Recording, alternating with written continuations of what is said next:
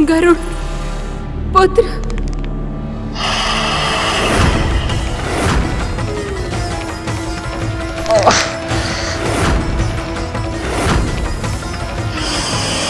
कसके पुत्र, और कसके ताकत बढ़ाओ।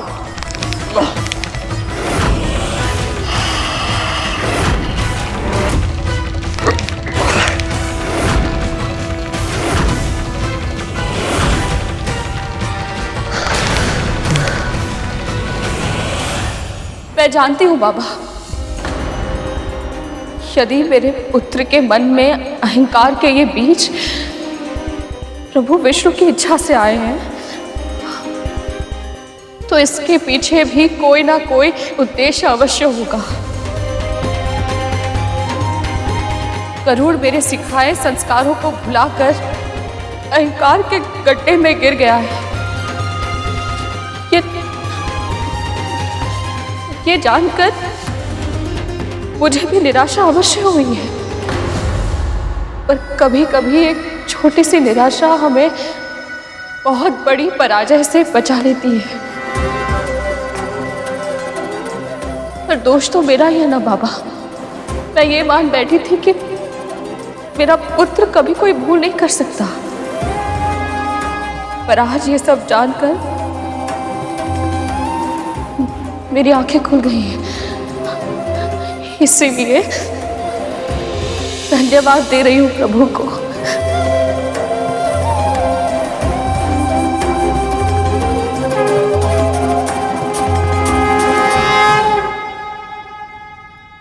अद्भुत है इनका विश्वास, अद्भुत है इनकी भक्ति। इतना दुख पाकर भी इसे आपका आशीर्वाद समझकर स्वीकार कर रही है। ये भक्तों की ऐसी भक्ति ही मुझे भगवान बना देती। जिस पुत्र की देवी विंता जैसी मां हो, बुराई भले ही उसको छू ले, पर उसके हृदय में स्थान नहीं बना सकती।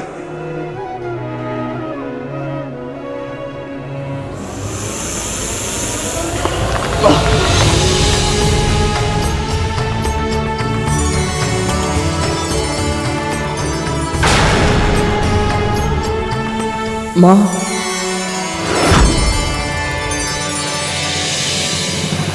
अहंकार पतन का कारण होता है।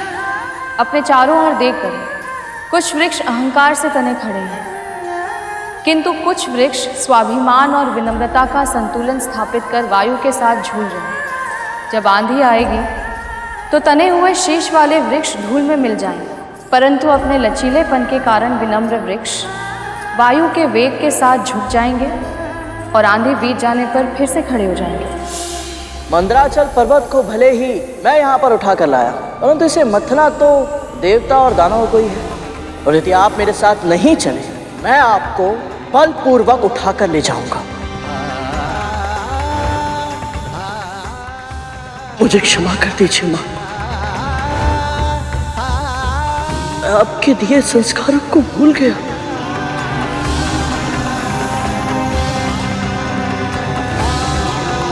क्षमा कर दीजिए वासुकी भैया,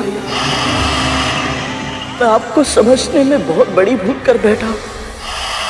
प्रभु विष्णु ने मुझ पर विश्वास करके मुझे इस महायज्ञ का भागीदार बनाया, और मैंने प्रभु को निराश कर दिया। अभी तो केवल इस दास ने अपनी नाग भूमि पर रगड़ी है, पर उन देवों और दानवों का शीश मेरे सामने झुकना शेष है अभी।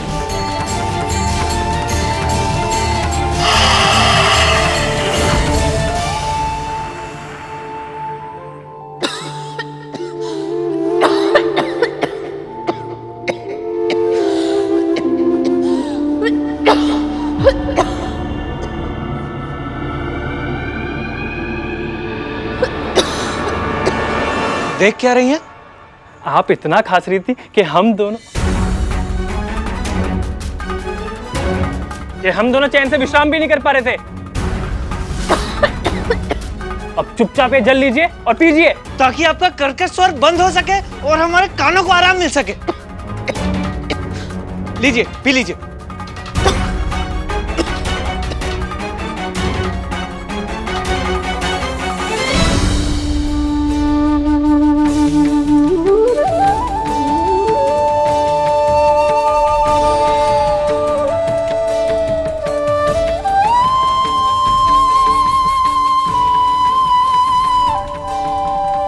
धूमल,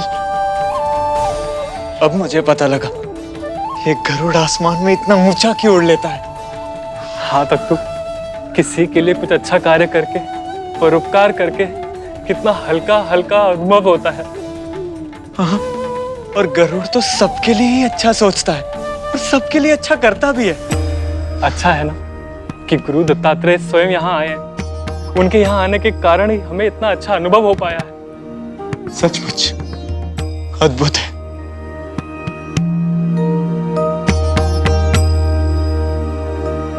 जिस कुटिया के आसपास मैं और तक्षक भैया पहुंच भी नहीं पा रहे, ये दोनों वहां आराम से घूम रहे हैं। गरुड़ पुत्र,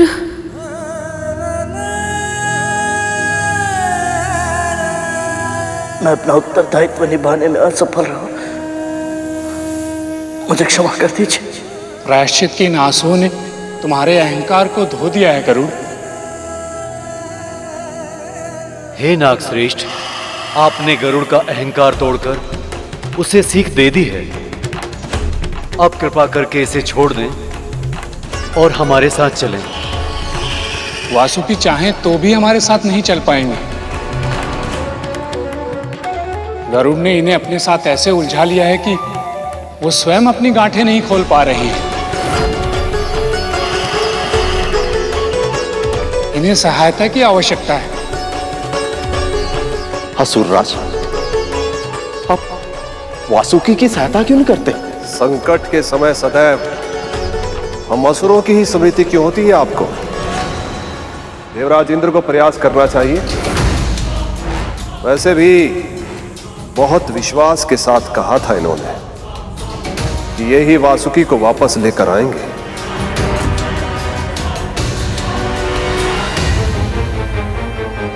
ये घोषणा तो आप असुरों ने भी की थी असुरराज। आप ही ने तो कहा था कि वासुकी भी आपकी तरह शिव भक्त है और आप ही उन्हें लेने जाएंगे। पुत्र शांत हो जाओ, तुम्हारे सुलझाने से समस्या नहीं सुलझेगी।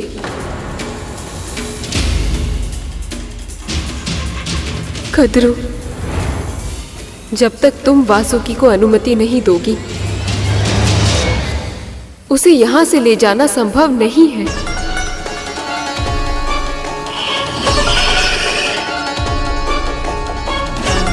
मैं जानती हूँ दीदी, आप सभी को यही लग रहा है ना कि मैं प्रभु विष्णु के कार्य में अवरोध उत्पन्न कर रही हूं, किंतु ऐसा नहीं, मेरा विश्वास कीजिए। मेरे लिए तो सौभाग्य की बात है कि मेरे पुत्र को इतने महान यज्ञ में योगदान करने का अवसर मिल रहा है।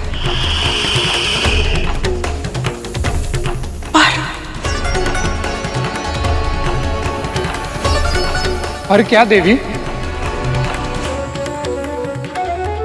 पर एक माँ का हृदय अपने सभी पुत्रों के लिए चिंतित रहता है। मुझे केवल एक ही बात का भय है कि कहीं मेरा एक पुत्र मेरे अन्य सभी पुत्रों की मृत्यु का कारण ना बन जाए। कद्रू, ये कैसी अनर्गल बातें कर रही हो तुम? क्यों? क्या ये सत्य नहीं है कि देवता और दानव मेरे वासुकी को दो विपरीत दिशाओं में खींचेंगे ताकि वो क्षीर सागर का मंथन कर सके और उन्हें अमृत प्राप्त हो सके?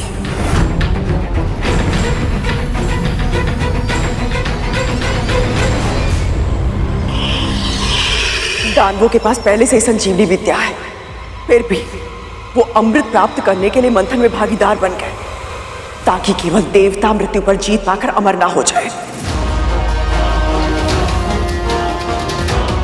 पर मेरे पुत्रों का क्या दीदी? क्या उन्हें इसमें समान अधिकार नहीं मिलना चाहिए?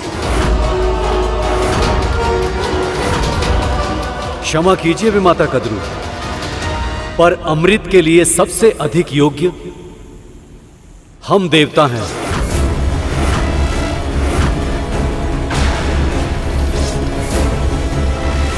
संजीवनी विद्या हमारे गुरुदेव की तपस्या का फल है, पर इसका अर्थ ये नहीं है कि हम अमृत पर अपना अधिकार छोड़ दें।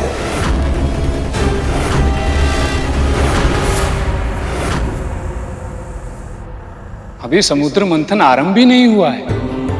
आप सबके हृदय में उसे पाने की इतनी तीव्र इच्छा हो गई कि आप सब भूल गए कि अमृत ही समुद्र मंथन का एकमात्र उद्देश्य नहीं है, जबकि धर्म के अनुसार आप सभी को अपना अपना कार्य करना चाहिए और फल की चिंता प्रभु विष्णु पर छोड़ देनी चाहिए। आप सब जानते हैं प्रभु किसी के साथ अन्याय नहीं होने देंगे, सबको उनके कर्मों के अनुसार फल अवश्य मिलेगा। सुना तुमने कद्रू? हो गया तुम्हारा मन शांत? क्या हुआ?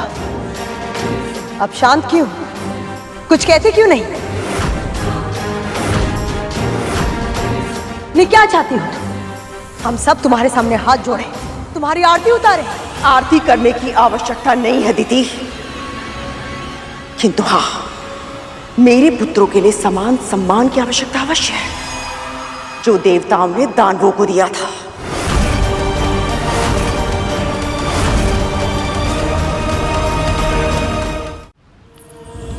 कद्रू उचित कह रही है। जब किसी को किसी से कुछ मांगना हो तो शीश झुकाना ही चाहिए।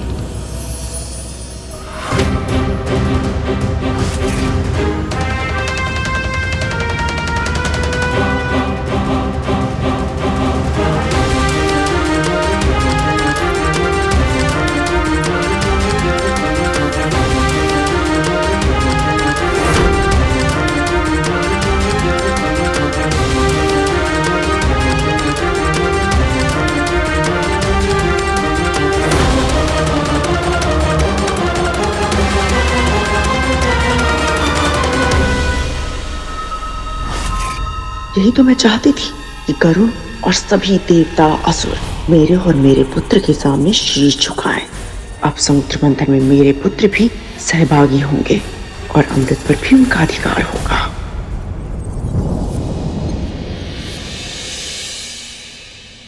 क्या हुआ शेष? तुमने दृष्टि क्यों फेर ली?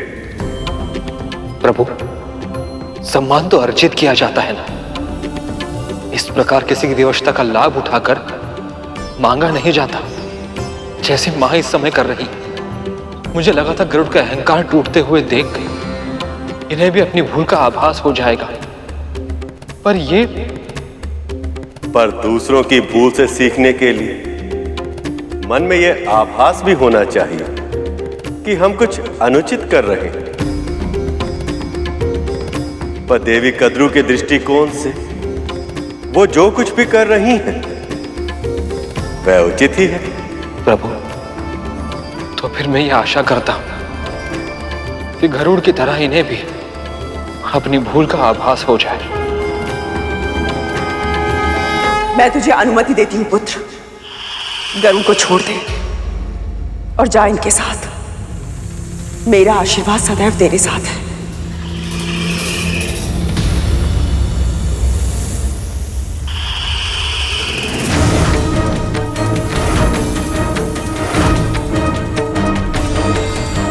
क्या हुआ पुत्र?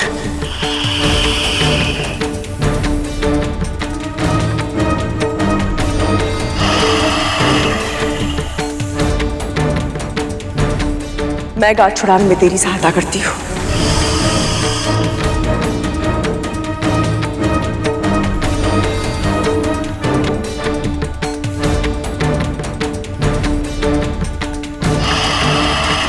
इसकी पूछ कहां से आरंभ होती है और तन कहां समाप्त होता है, कुछ समझ ही नहीं आ रहा है।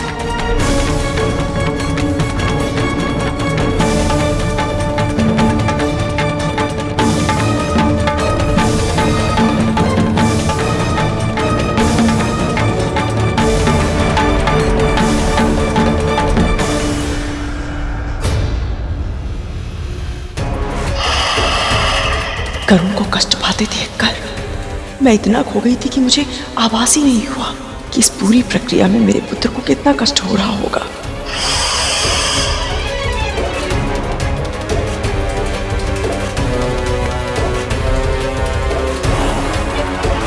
ये गांठें तो खुल ही नहीं रही हैं।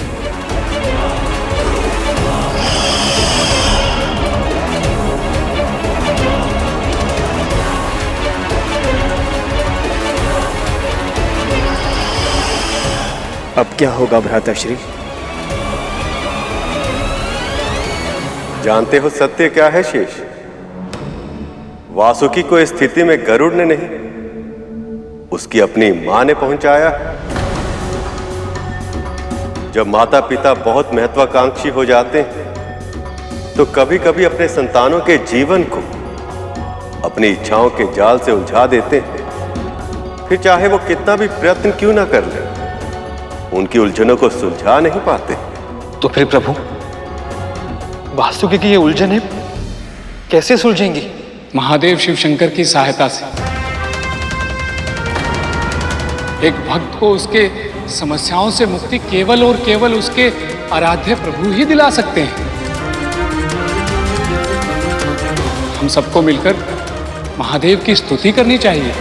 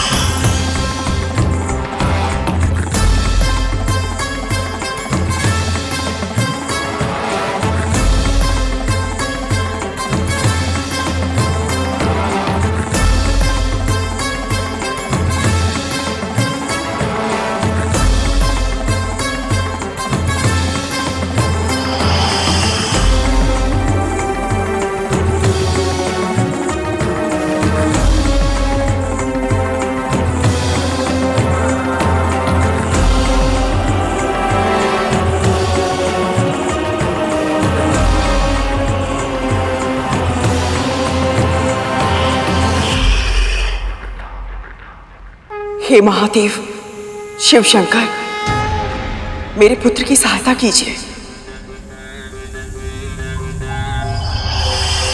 समुद्र मंथन की डोर बनकर प्रभु विष्णु के कार्य में योगदान देना ही इसकी नियति है। कृपया इस पर कृपा कीजिए।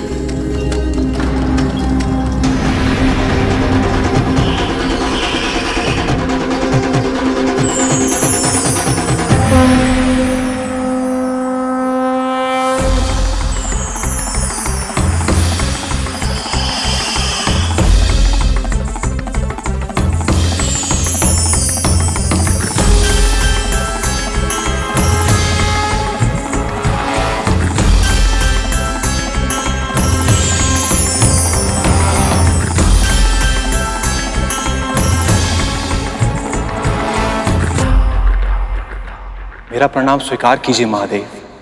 मैं तुम्हारी तपस्या से अत्यंत प्रसन्न हूं वासुकी। मैं तुम्हें वरदान देता हूं, समुद्र मंथन पूर्ण होने के उपरांत तुम मेरे पास लौट आओगे।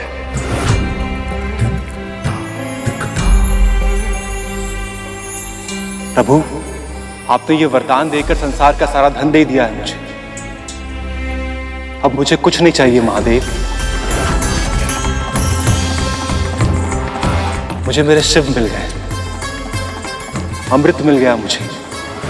शस्त्र के बल पर ही पुरुषार्थ करने वाले विजयी होकर इस पृथ्वी का भोग करते हैं। इसलिए तुम सबको इतना शक्तिशाली बनना होगा कि सबको पराजित करके स्त्रों पर अपना राज स्थापित कर सको। मैं चाहे कितनी भी सीख दे दूं अपने पुत्रों को, पर स्वर तो वो विंता के ही बोलते हैं। वासुकी कैसे अमृत के लिए मना कर सकता है? किंतु मुझे ही कुछ ऐसा करना होगा जिससे मेरे बाकी पुत्रों को अमृत प्राप्त हो सके।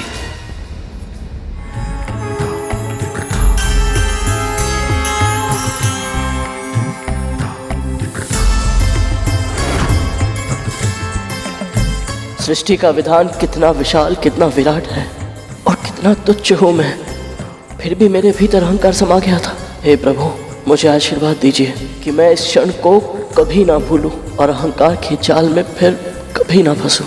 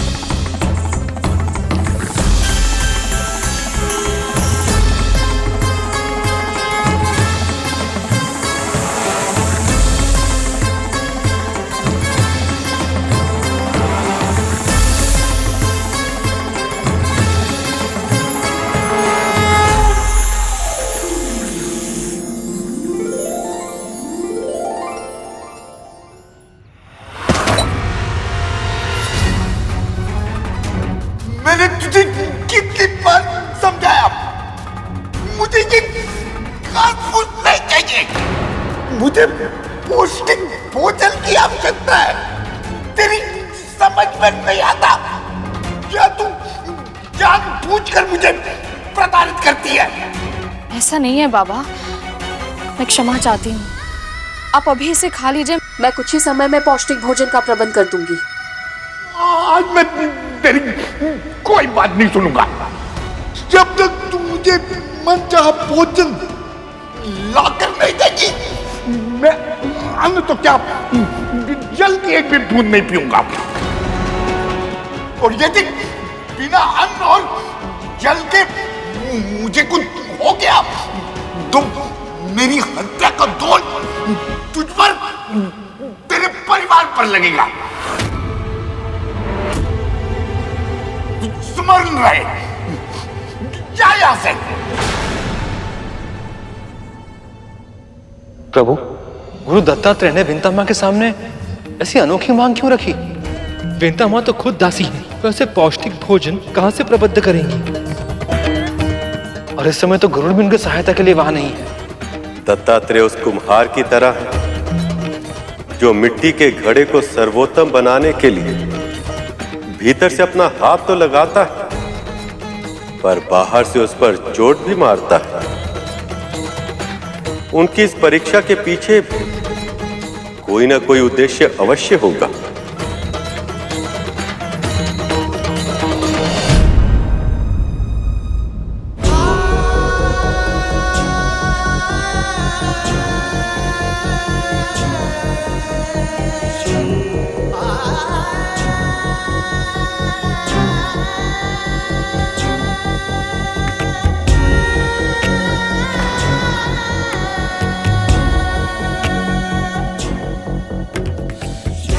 मुझे क्षमा कर दीजिए प्रभु, अहंकार में आकर मुझसे बहुत बड़ी भूल हो गई। आपने मुझे समुद्र मंथन जैसे शुभ कार्य के लिए चुना, किंतु मैं अहंकारी हो गया और आपकी भक्ति के मार्ग से भटक गया। प्रभु, मुझे क्षमा कर दीजिए। यदि हम भूल से शिक्षा ले लें तो वो भूल नहीं रहती, वरदान बन जाती है गरुड़। प्रभु, आपकी सेवा का एक और अवसर दे दीजिए मुझे। अवसर आपदा से उत्पन्न होता है और इस समय देवता और दानव दोनों ही एक अनोखी आपदा में फंस गए। कैसी आपदा प्रभु? हर बार आपकी इच्छा का सम्मान करना हमारे लिए संभव नहीं है असुरराज। हम असुरों के लिए भी ये संभव नहीं है कि हम देवताओं की हर इच्छा को सहर्ष स्वीकार कर लें। आप समझने का प्रयास क्यों नहीं कर रहे महाराज बलि? हम दोनों दलों में से कोई एक दल ही वासुकी को उसके मुख की ओर से खींच सकता है और दूसरे दल को उसकी पूंछ की ओर जाना ही होगा। और ये अपेक्षा हमसे क्यों देवराज इंद्र? ये तो तर्क शक्ति पे तय होना चाहिए कि कौन सा दल वासुकी के मुंह की ओर होगा और कौन सा दल उसकी पूंछ की ओर। तो फिर यही सही? यदि तर्क की बात करें तो हमारी मां अदिति आयु में और पद में दोनों में आपकी मां दिति से बड़ी हैं।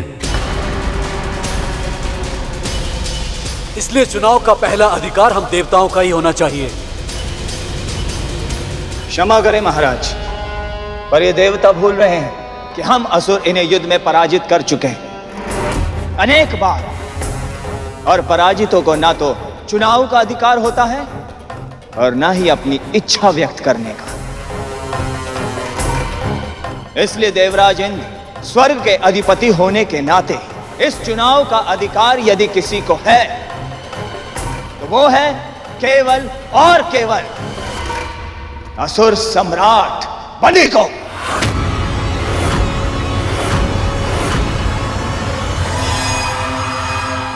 तुम्हें क्या लगता है गरुड़, किसे वासुकी के मुंह की ओर होना चाहिए और किसे पूंछ की ओर?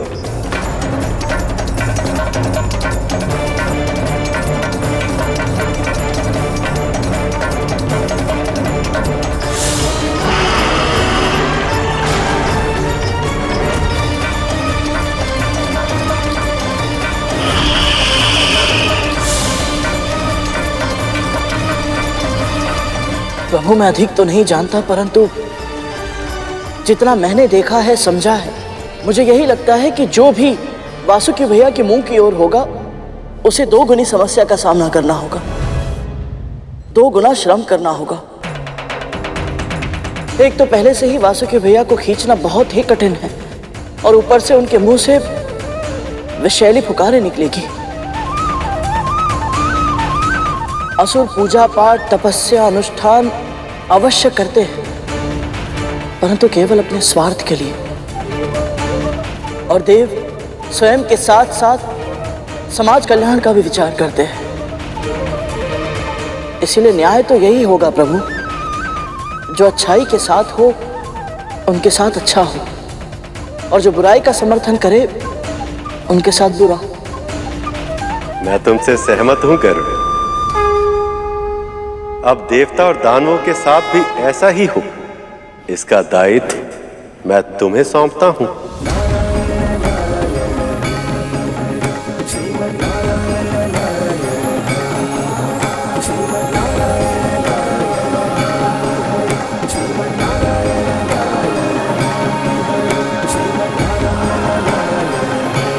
आज्ञा दीजिए प्रभु।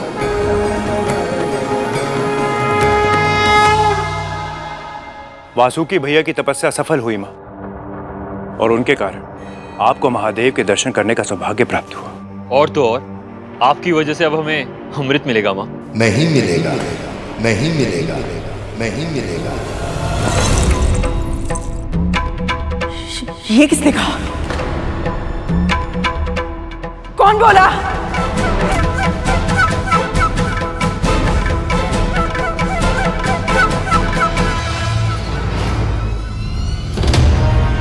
तुम दोनों मुझे ऐसे क्यों देख रहे हो? तुम्हें भी सुनाई दिया ना ये स्वर? कौन सा स्वर मां? यही कि हमें अमृत नहीं मिलेगा। हमने तो कुछ नहीं सुना मां।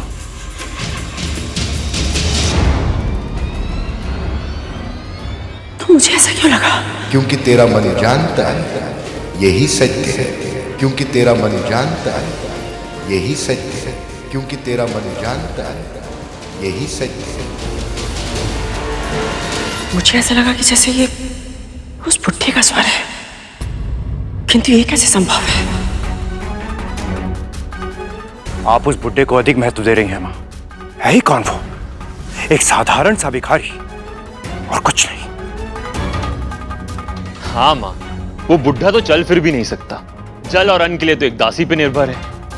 उसे क्या पता कि अमृत क्या है और किसे मिलेगा। माँ, तक्षक और कालिया भैया को कैसे बताऊं कि वो कोई साधारण मनुष्य नहीं है। मैं भी वही सोच रहा था तब तो। वो तो दत्तात्रेय, गुरु दत्तात्रेय, वो जो कहते हैं वो अवश्य सत्य होगा।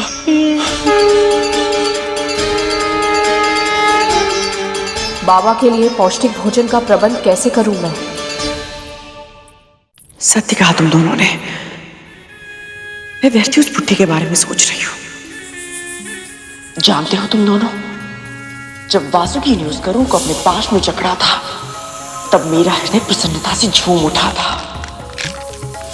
मैं इतनी प्रसन्न तो तब भी नहीं हुई थी जब मैंने उस विंता को अपनी दासी बनाया था, और वो स्वामिनी कहकर मेरे पांव में गिर गई थी।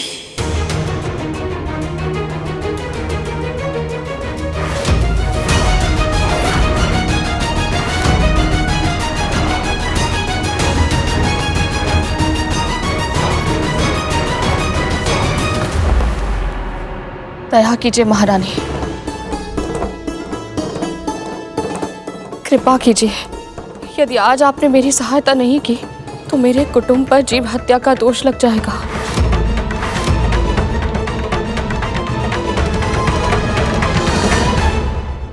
किसी की भी दृष्टि में अब मेरा कोई मूल्य नहीं है। कल की असफलता के बाद ना ही देवता मेरी बात मानेंगे और ना ही दानव। तो फिर प्रभु विष्णु का दिया कार्य मैं कैसे कर पाऊंगा?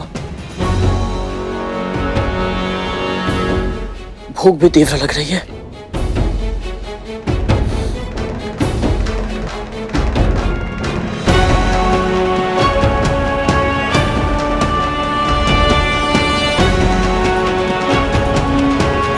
यदि स्वयं प्रभु विष्णु मेरे स्थान पर होते तो वो क्या करते?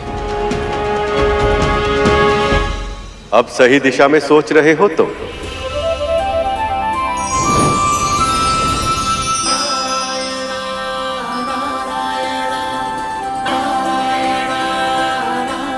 प्रभु आप? तुम मुझे ध्यान कर रहे थे, इसीलिए मैं आ गया। बताओ, यदि तुम्हारे स्थान में मैं होता तो मैं क्या करता? प्रभु, असुरों को समझाना बहुत ही कठिन है। उन्हें जो भी सुझाव दिया जाता है वो उसके विपरीत ही कार्य करते हैं। देखो, तुमने मेरी तरह सोचना आरंभ ही किया और इतनी ही शीघ्र समाधान भी खोज निकाला। तो बस अब उल्टे को सीधा और सीधे को उल्टा कर दो।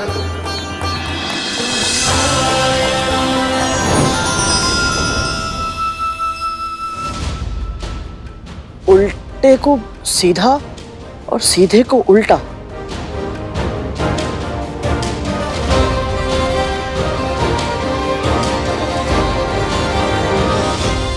अब बताएगी भी, बात क्या है? बाबा को पौष्टिक आहार चाहिए महारानी। वो मार्ग का भिखारी हमारे सामने मांगे रखने लगा और आप उसकी मांगे दोहराती हुई यहां चली आई। तो अब क्या चाहती है तू? कि मेरे पुत्र उस बुढ़े के लिए सामग्री इकट्ठा करें और मैं अपने हाथों से उसके लिए भोजन बनाऊं? और तू महारानियों की तरह उसके सामने भोजन परोस कर स्वयं पूरा आशीर्वाद ले ले। तुझे क्या लगता है मैं ये करूंगी? कभी नहीं। आपको करना पड़ेगा महारानी, आपको करना पड़ेगा महारानी, आपको करना पड़ेगा महारानी। ना तो ये युद्ध स्थल है और ना ही यहाँ पर कोई विजेता, ना ही पराजित। हम सब यहाँ पर एक विशेष लक्ष्य को प्राप्त करने के लिए एकत्रित हुए हैं। असुरराज, देवराज, आप सब शांत हो जाइए। लक्ष्य अवश्य एक है, पर उसकी प्राप्ति के लिए असुर अपने सम्मान पर ठोकर नहीं लगने देंगे। आप दोनों समझ क्यों नहीं रहे हैं? वाद विवाद से हम किसी भी परिणाम तक नहीं पहुंच पाएंगे। और असुरों के हट के कारण हम देवता अपने सम्मान पर आंच नहीं आने देंगे। हम वासुकी की पूंछ नहीं पकड़ेंगे असुरराज।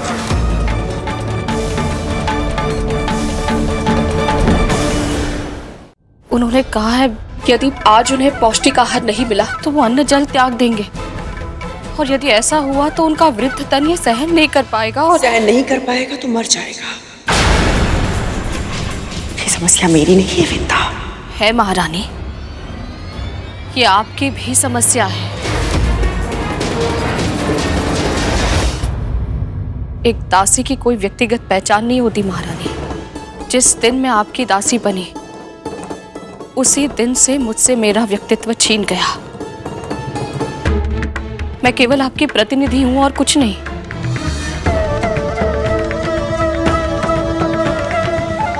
जैसे एक दासी का कर्तव्य होता है अपनी स्वामिनी की सेवा करना, उनकी आवश्यकता का ध्यान रखना, वैसे ही एक स्वामिनी का भी तो कर्तव्य होता है ना, अपनी दासी की हर आवश्यकता को पूरा करना, उसकी रक्षा करना। यदि आज आपकी छत्र छाया में मुझ पर जीव हत्या का पाप लग गया ना, तो इस कलंक से आप भी मुक्त नहीं हो पाएंगी। तू मुझे धमकी दे रही है? विनती कर रही हूं, हम सबके ऊपर ये संकट मत आने दीजिए। पहले ही मेरा गरुड़ और आपका वासुकी एक ऐसे कार्य के लिए गए हैं जिसमें कब क्या होगा कोई नहीं जानता। यदि हमारी एक भूल के कारण उन पर कोई आंच आ गई तो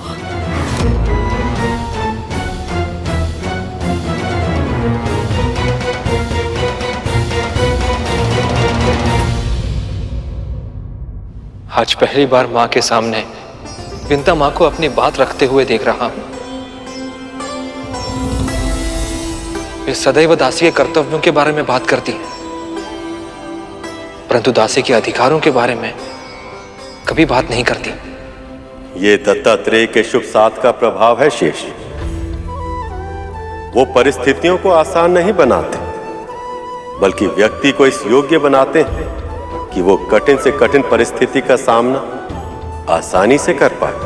तब तो मुझे लग रहा है प्रभु, जब तक ये मंथन पूरा होगा, ये मां और पुत्र दोनों के ही व्यक्तित्व बहुत बदल चुके होंगे।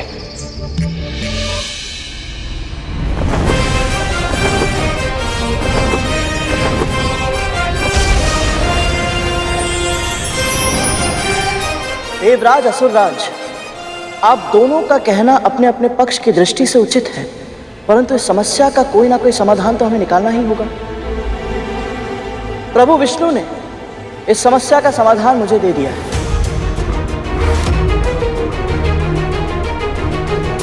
क्या समाधान दिया प्रभु ने? प्रभु का सुझाव यही है कि देवताओं को ही वासुकी भैया के मुंह की ओर रहना चाहिए।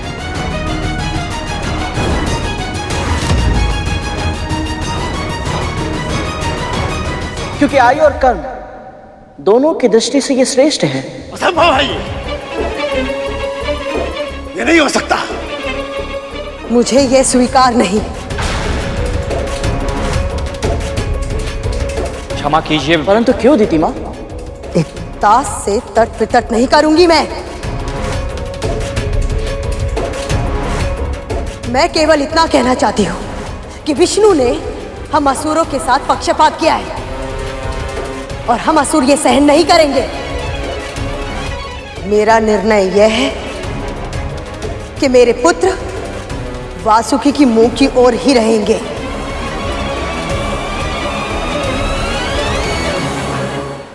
और अगर देवताओं को इसमें कोई आपत्ति है तो फिर हम असुर इस मंथन में भाग नहीं लेंगे।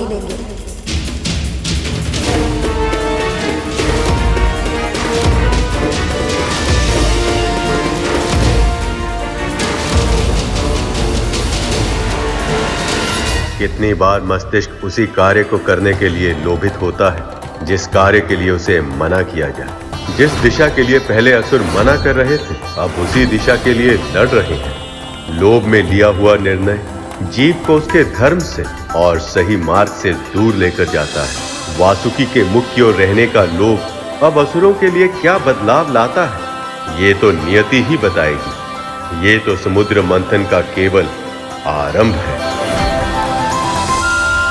मां, मंथन की असुरों को भी आवश्यकता है। अमृत चाहिए हमें। पर अपने सम्मान के मूल्य पर नहीं बलि। तुम पहले ही अपने गुरु को क्रोधित कर चुके हो, और यदि तुमने मेरा आदेश नहीं माना बलि, तो मैं यहां से रुष्ट होकर चली जाऊंगी।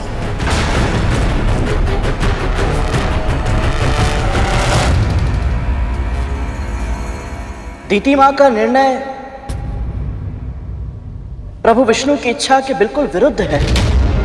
और देवताओं के हित में भी नहीं है। परंतु एक मां का मन रुष्ट और दुखी हो, ये तो स्वयं प्रभु विष्णु भी नहीं चाहेंगे। इसीलिए प्रभु का दूत होने के नाते मैं देवताओं से आग्रह करता हूं, आप कृपा असुरों को ही वासुकी भैया के मुंह की ओर वाला सिरा थामने दें।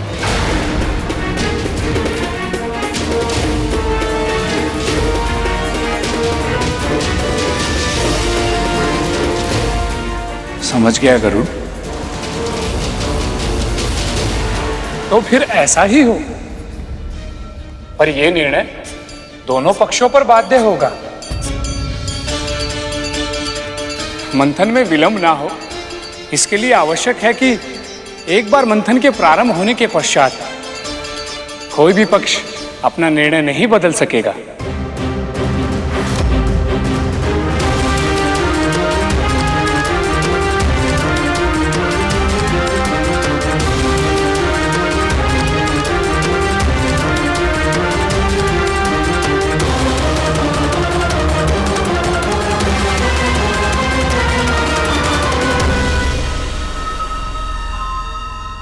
हमें स्वीकार है।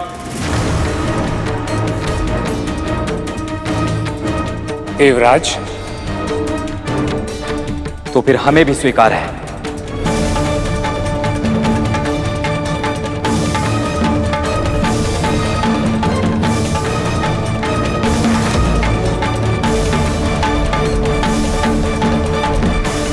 गरुड़ ने आज जिस सूझबूझ और चतुराई का परिचय दिया है, उससे स्पष्ट है कि ये छोटे छोटे कार्य तो बस इसके प्रशिक्षण प्राप्त करने का साधन मात्र है।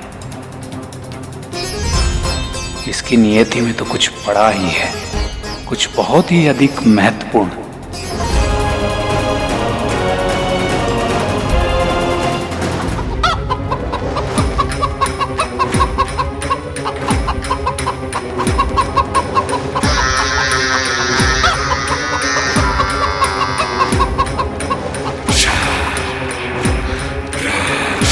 भी क्या व्यर्थ के छोटे छोटे काम करवाते, इतना श्रम, वो भी मुझसे, उस दासी और एक भिखारी के लिए।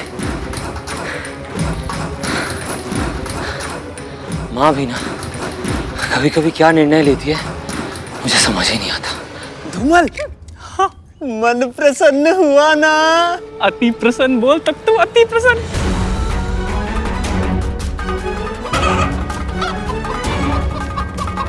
आज गुरु दत्तात्रेय के कारण कालिया भैया को भी श्रम करते हुए देखने का सौभाग्य मिला है।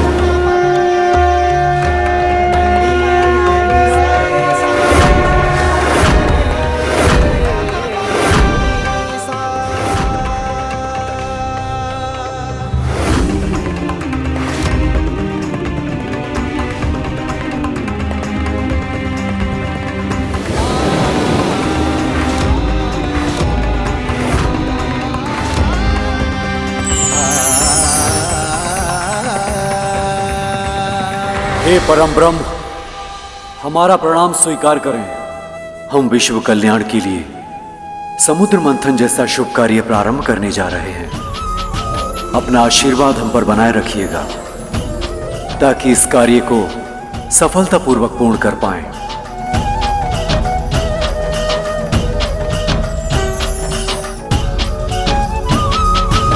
मुझे पूर्ण विश्वास है प्रभु कि सभी देवता और असुर ये समुद्र मंथन मात्र अमृत के लिए कर रहे हैं, किंतु मेरी बस एक ही प्रार्थना है कि माता लक्ष्मी का विष्णु जी से जल्द मिलन हो और दोनों की पीड़ा का अंत हो।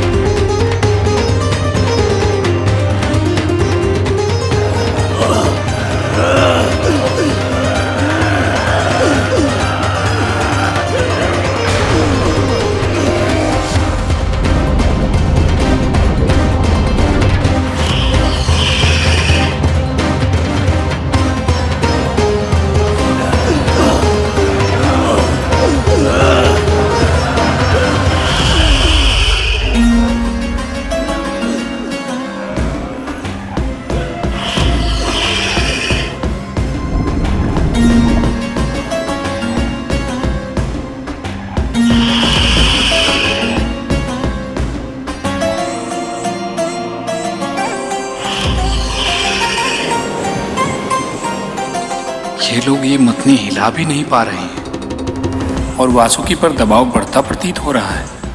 इसका स्वास्थ्य ठीक नहीं लग रहा है।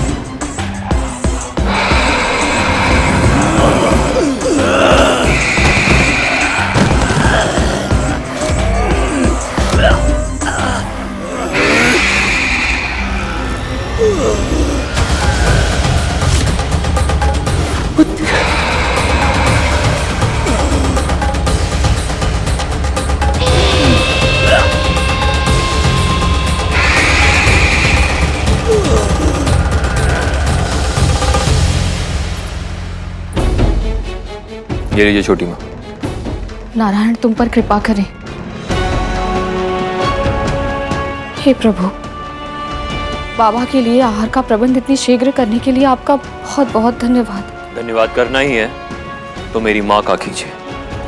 अगर उनका आदेश नहीं होता तो मैं आपके लिए इतना श्रम कभी नहीं करता। अब लीजिए।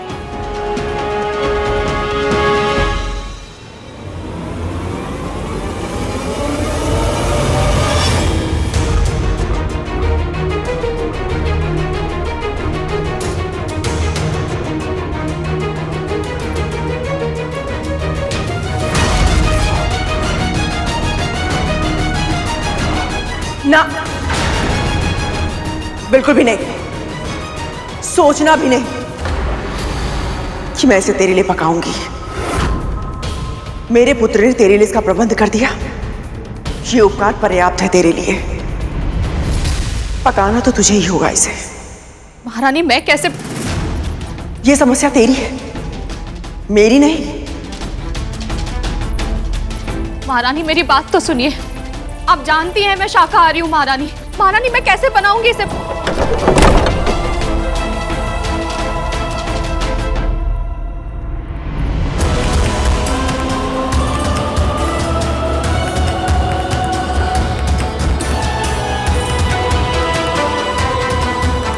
बाबा भूखे होंगे पर मैं ये कैसे?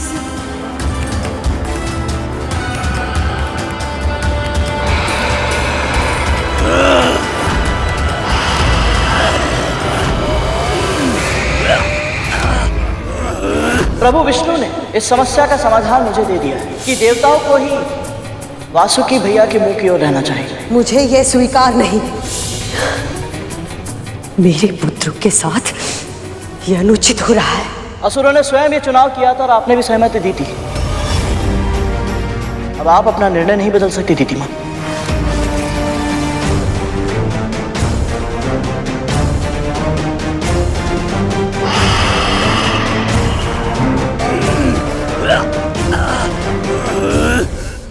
प्रभु,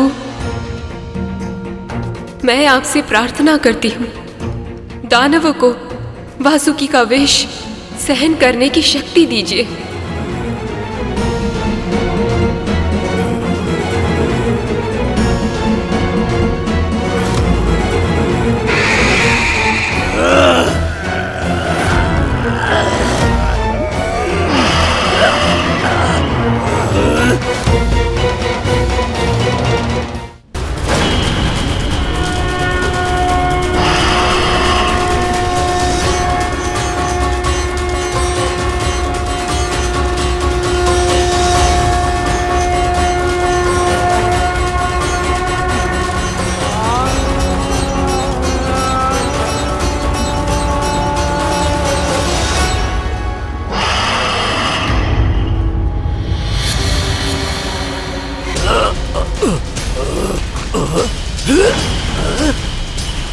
आपके शक्ति प्रदर्शन का समय आ गया है असुरराज।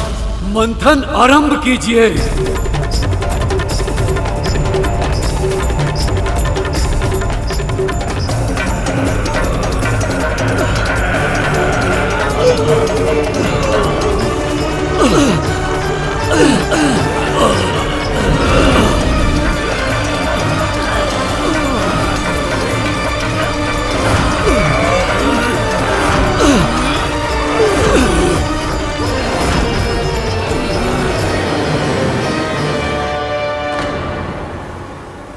हे परमपिता, आपके आशीर्वाद के बिना मैं मंत्राचल पर्वत को उठा नहीं सकता था। और ये भी निमत नहीं पाएंगे। सहायता कीजिए प्रभु। माता लक्ष्मी आपकी प्रतीक्षा कर रही है। ये विलंब मुझसे सहा नहीं जा रहा। हमारी सहायता कीजिए।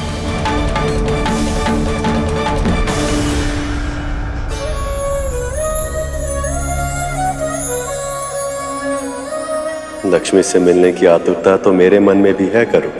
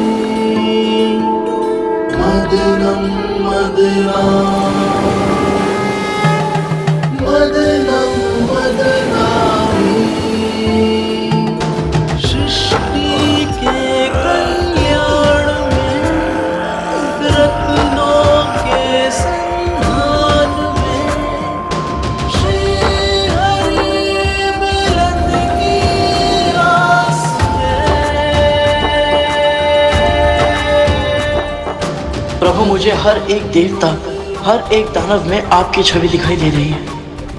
आपके आशीर्वाद के बिना इस मंथन का आरंभ भी संभव नहीं था प्रभु।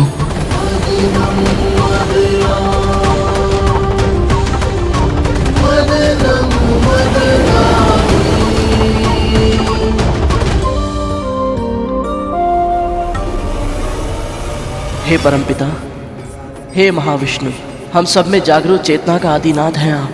इस अद्भुत रूप में दर्शन देने के लिए आपका बहुत बहुत आभार प्रभु। आपको बहुत बहुत प्रणाम। महारानी की सहायता के बिना कैसे पकाऊंगी ये सब? क्या करूं, कैसे करूं? ये कैसी परीक्षा है प्रभु? ये आपसे हो नहीं पाएगा। और इतना अच्छा शिकार यूं ही पड़े पड़े व्यर्थ हो जाए, ये हमसे देखा नहीं जाएगा। इसीलिए जब तक ये बन नहीं जाता ना, पेट की भूख हमें भी तड़पाती रहेगी। पर ये तो उन बाबा के लिए है। पता है हमें। और ये भी पता है जब तक ये भोजन उन बाबा को नहीं मिल जाता, हम भी इसे नहीं खा सकते। इसीलिए तो हम चाहते हैं कि ये शीघ्र बने। अब आप हमारा एक आदेश मानिए।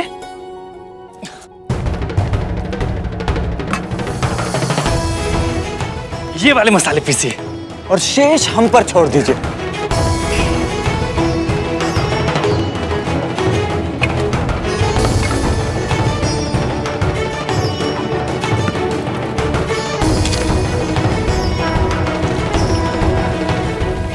यदि ये दोनों स्वयं यहाँ आए हैं तो इनका बहुत बहुत धन्यवाद, और यदि इन्हें महारानी ने यहाँ भेजा है तो भी इनका बहुत बहुत आभार।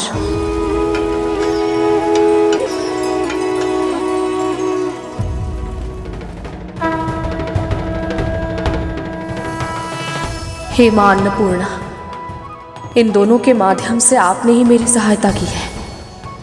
आपका बहुत बहुत धन्यवाद।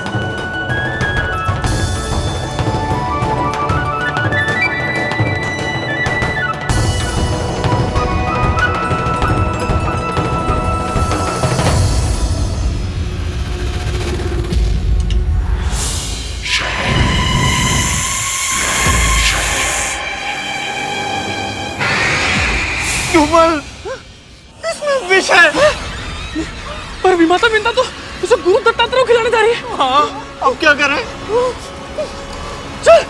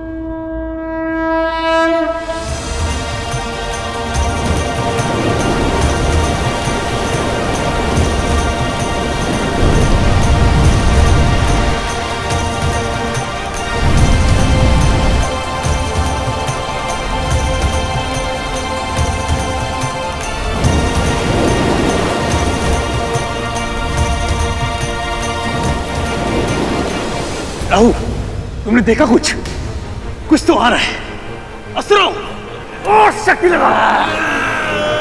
ताकत लगाओ देवताओं।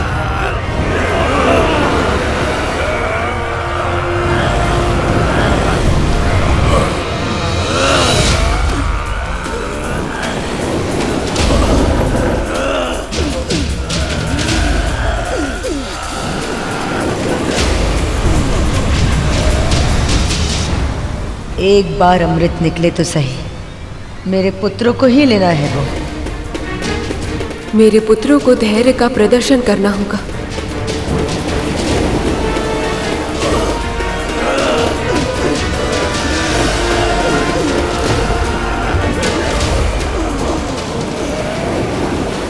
न जाने सबसे पहले समुद्र के गर्भ से क्या निकलेगा। मुनिवर, सबसे पहले तो माता लक्ष्मी को ही प्रकट होना चाहिए। प्रभु और माता लक्ष्मी का विलाप सहन नहीं हो पाता। जब मैं उनके दर्शन करने के लिए इतना व्याकुल हूं, तो प्रभु कितने आतुर होंगे।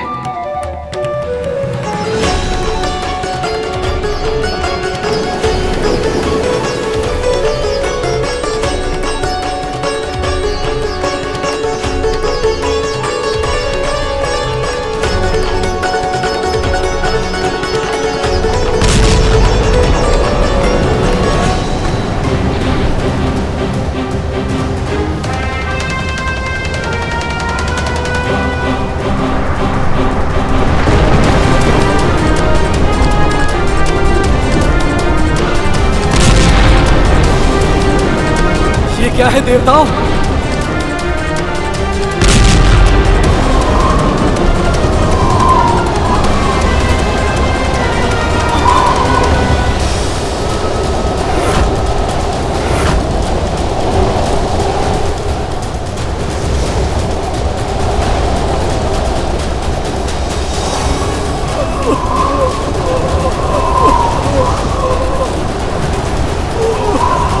हे प्रभु, क्या है ये हलाहल है गरुड़, ये समस्त संसार का विनाश कर देगा।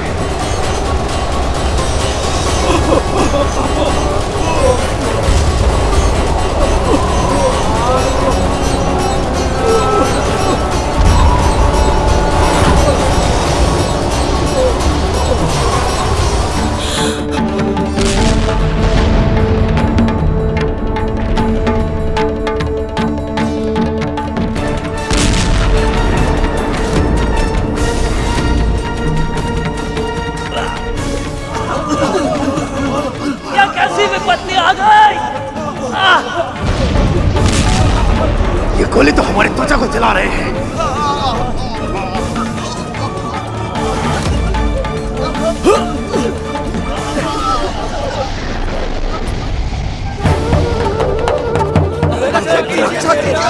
कैसा संकट है ये? क्या है ये?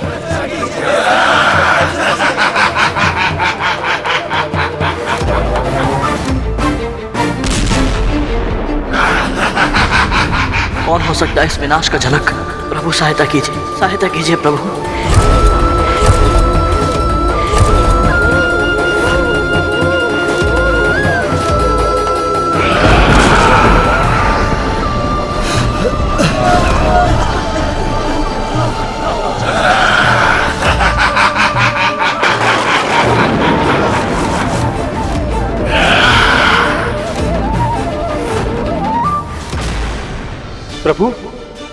प्रभु ये क्या हो रहा है?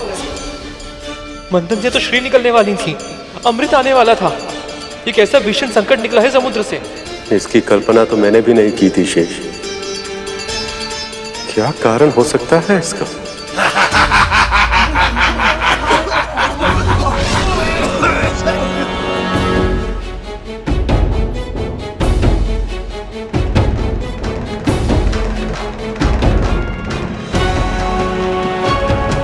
आप जाइए भी माता, बुढ़े को भोजन हम देंगे।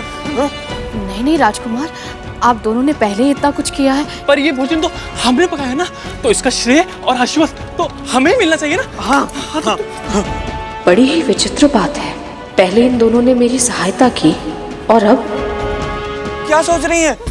सही कह रहा है धुमल, दीजिए हमें। क्या हो रहा है यहाँ?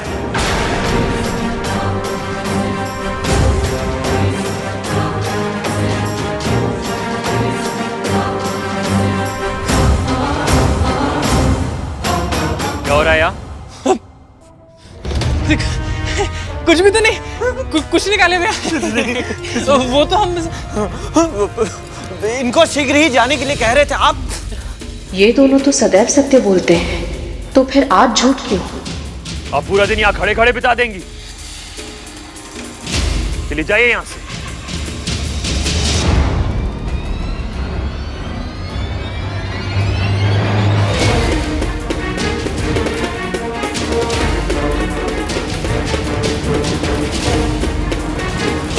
अब बताओ सत्य क्या है? मैंने बहुत बार तुम दोनों को उस बुड्ढे की कुटिया के आसपास मंडराते देखा है। बोलो।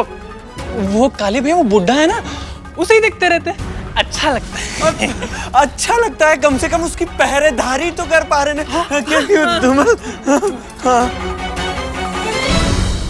अब और नहीं करनी पड़ेगी।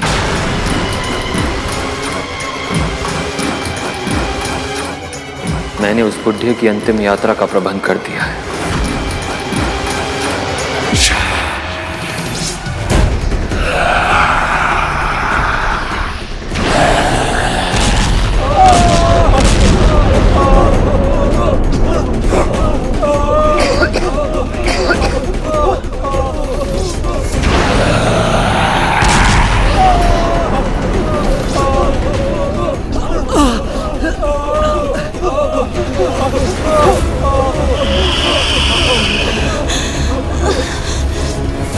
ये क्या अनर्थ हो रहा है? इस विष से तो सभी देव और असुर ही बुरी तरह से प्रभावित हैं। तब साधारण मनुष्य को क्या होगा?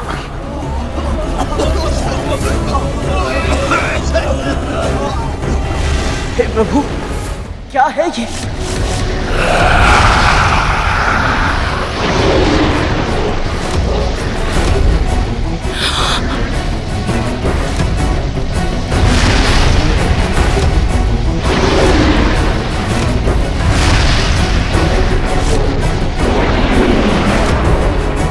दीदी माँ!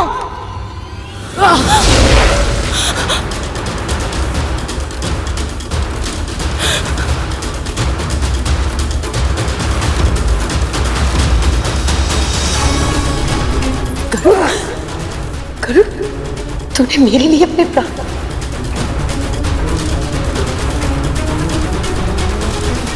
अमृत का वचन देकर लाए थे, यहाँ विष निकला।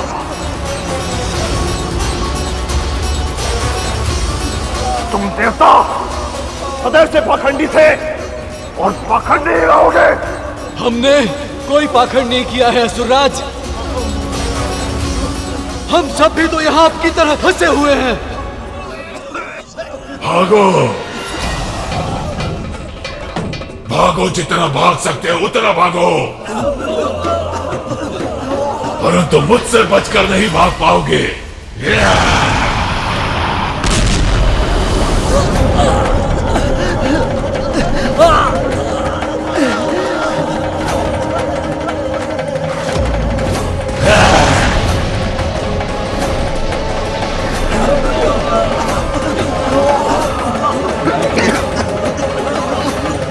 हे परमपिता, हे प्रभु विष्णु, सहायता कीजिए।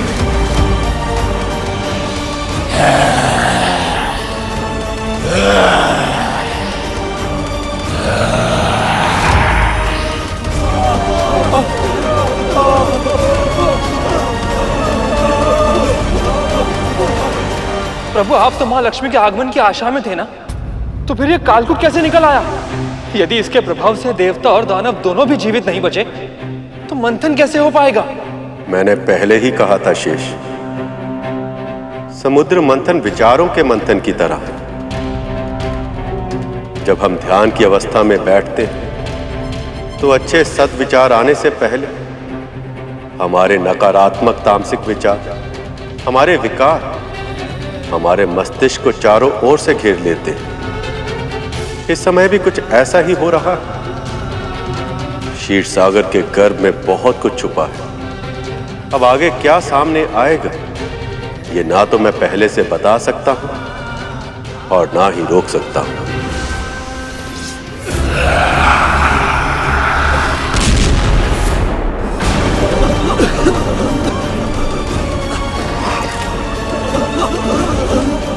जान बचाओ, भागो यहाँ से।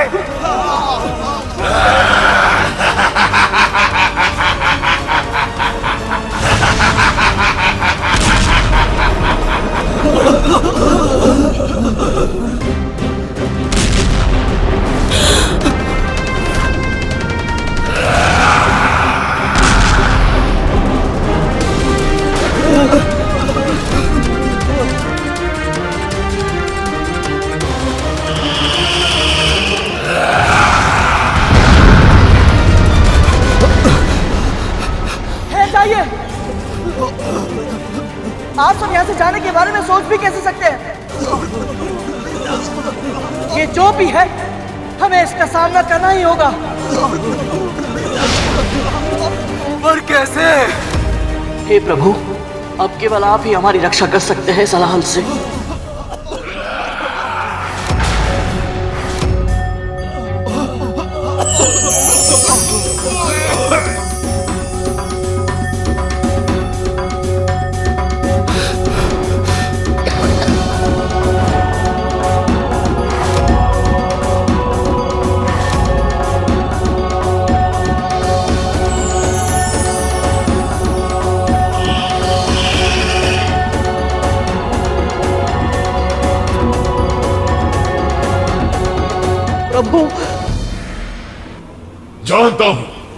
जानता हूं आप क्या कहने आए हैं।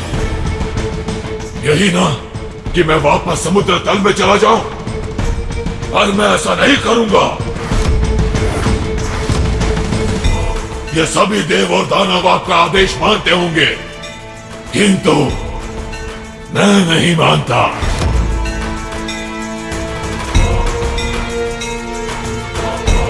इस सृष्टि के आरंभ से हूं और अंत तक रहूंगा। मैं अजर हूं, अमर हूं।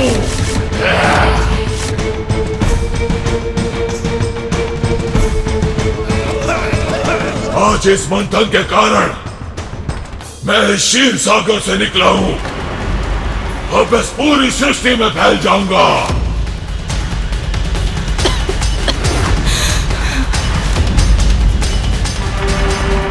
और जो भी मेरे मार्ग में आएगा उसका मैं नाश कर दूंगा। मूर्ख मत बन, मैं तुझे चेतावनी देने आया हूं। यदि तू इसी क्षण क्षीर सागर में वापस नहीं लौटा तो ये तेरे अंत का आरंभ होगा। मेरा अंत असंभव है विष्णु। यदि इस संसार को तुम मुझसे बचाना चाहते हो तो किसी को मुझे अपने भीतर रोकना होगा। है किसी में इतना सामर्थ्य?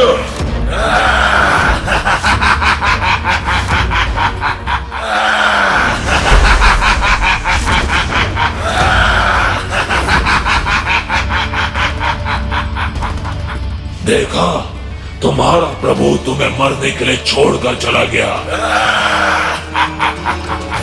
क्योंकि उसे भी पता है मुझे कोई भी नहीं रोक सकता। ये भगवान विष्णु भी मुसीबत के समय हमको छोड़कर चले गए। नहीं, मेरे प्रभु कभी ऐसा नहीं कर सकते। वो अपने भक्तों को पीड़ा में छोड़कर नहीं जा सकते।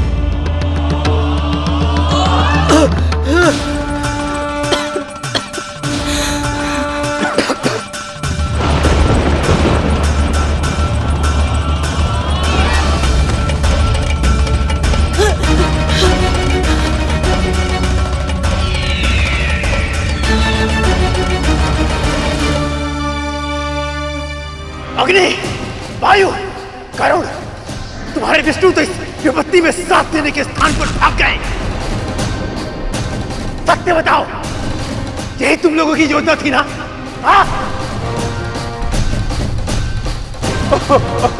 इस संकट से यदि प्रभु विष्णु स्वयं हमारी रक्षा नहीं कर सकते तो इस संसार में हमारे जीवन की रक्षा कोई नहीं कर सकता।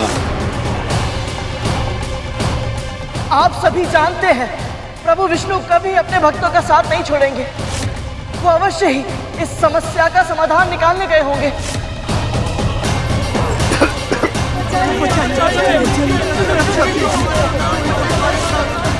प्रभु ने कहा था कि जब संकट बढ़ता है तो कछुआ साधना करने के लिए खोल में चला जाता है।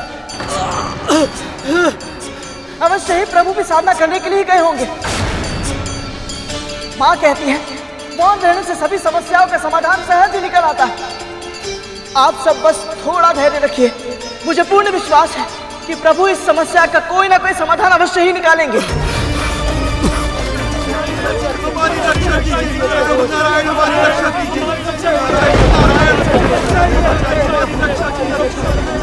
हे प्रभु, ये हलहल तो धरती तक पहुंच गया है। इससे मेरी माँ की रक्षा कैसे होगी? कौन बचाएगा मेरी माँ को?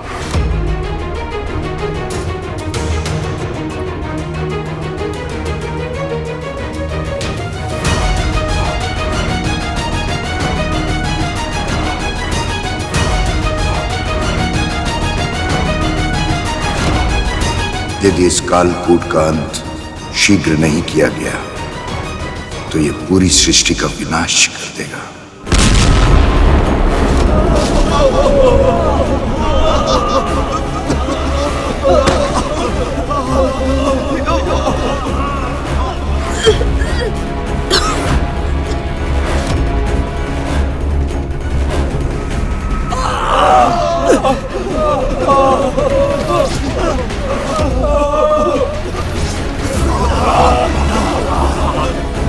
माँ वहां अकेली होंगी।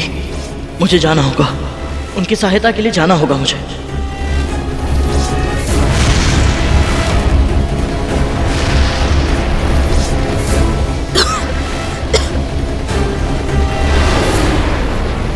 अदिति माँ!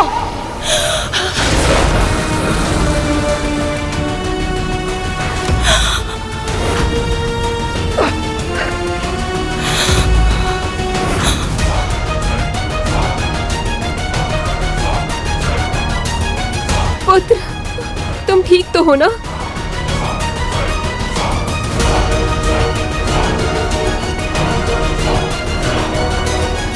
मैं स्वार्थी नहीं हो सकता।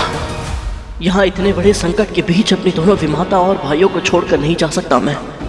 हे प्रभु, परमपिता विष्णु, अपनी माँ के जीवन की रक्षा का भार मैं आपको सौंपता हूँ। प्रभु, उनकी रक्षा कीजिएगा।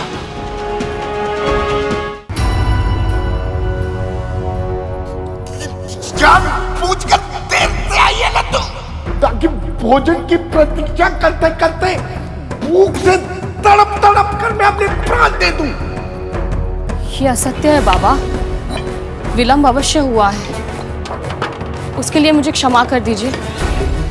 पर अब तो मैं आपके लिए भोजन ले आई हूँ ना, बस आप ही के लिए परोस रही हूँ। जल्दी लाओ।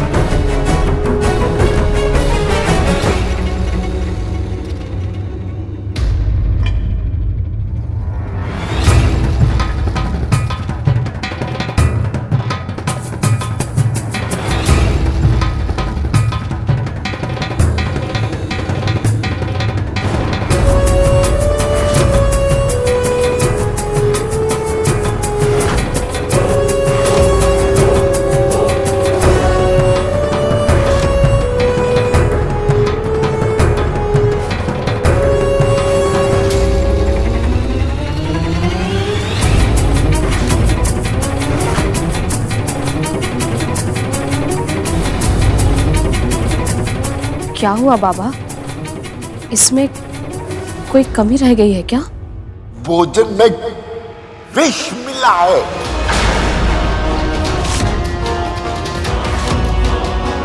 इसे विष के बारे में कैसे पता? विष? ये कैसे संभव है? और आपको कैसे पता? तुझे सच में सुनाई नहीं देता? बैरी है क्या तू? अभी अभी कौवा बता के गया। आप ये क्या कह रहे हैं बाबा? ये भोजन पूरी तरह से शुद्ध है, मेरी आंखों के सामने पका है, इसमें कोई विष नहीं है। यदि तुझे इतना विश्वास है तो पहले इस भोजन को तू खा।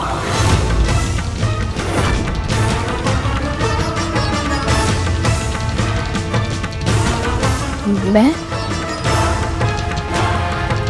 बाबा, मैं नहीं खा सकती इसे। तो मैं भी नहीं खा सकता।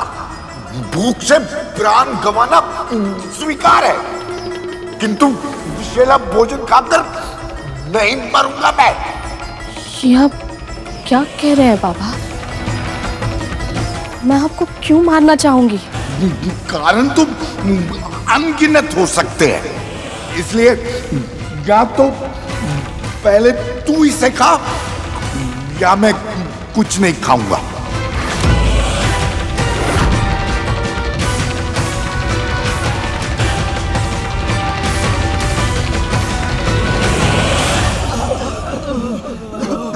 साहस मत हारिए, आप सब देवता हैं, कोई ना कोई उपाय अवश्य होगा ही।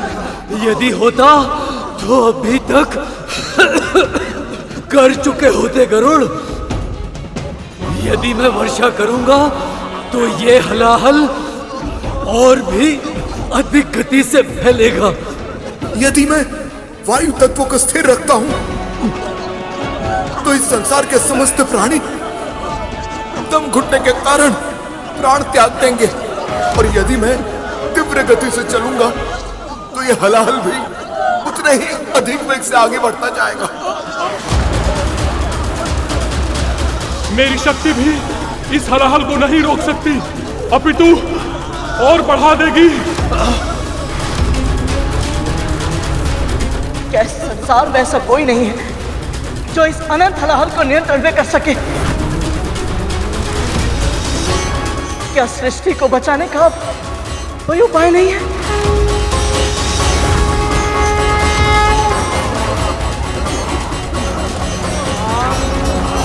क्या सृष्टि को बचाने का कोई उपाय नहीं है? क्या इस संसार में ऐसा कोई नहीं है जो इस अनंत हलाहल को नियंत्रण में कर सके?